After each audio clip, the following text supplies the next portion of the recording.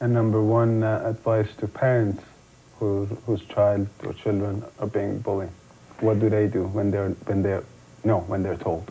Well, number one thing is just to don't get angry, and don't get scared, and just talk as a non-parent, like I said, a non-parent, and just talk on their level, on their kids' level, and that will really help open the communication to their youth, and then slowly work into the school, start talking to the teachers, get some more information about it, and just and don't pressure your kid. You know, say, hey, listen, you know, when you have time, let's talk about this. You know, like just really kind of open up that friendship level, because they're gonna say, you know, wait a second here, you know, they're gonna look at mom and dad differently, right? And that's very, very important. And also understand that, you know, and as a parent, understand that, and I like to say, I said this in my book, bullies are not born, but they're created in the environment that they live in or that they're exposed to. So mom and dads, if you're arguing or you have some family issues, you know, take that outside the house or take that in a different room. Don't let them exposed to that, because that really creates a lot of anger and a lot of certain different things. So parents, they do have a big role in this, right? They don't, you know, a lot of them just kind of give up almost. They say, oh no, or they, like I said, turn a blind eye to it.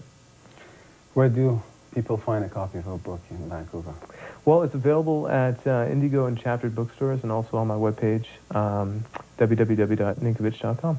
Okay. Anything you want to add that I might not have asked? Just for you know, for parents out there, your kids are crying out.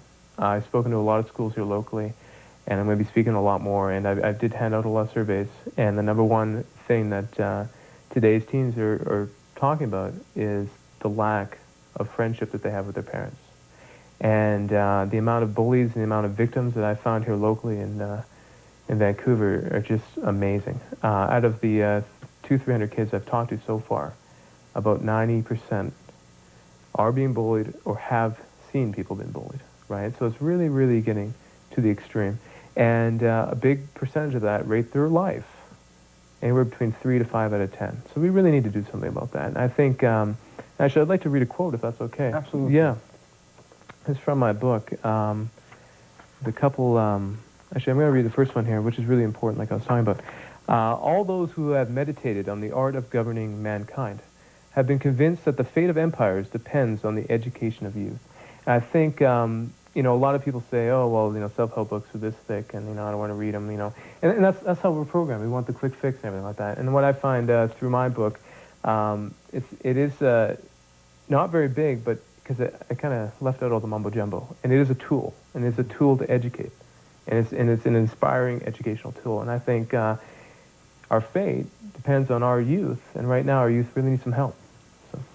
Julian, thanks for coming down and speaking to us, and we'll hold you to a promise to come back again, and we'll talk again. Thank you so much. Thank you. My pleasure. Okay. Stay with us. We'll be right back. I want to help that young boy or young girl, because I was there and I know what they're going through. Yeah, no problem.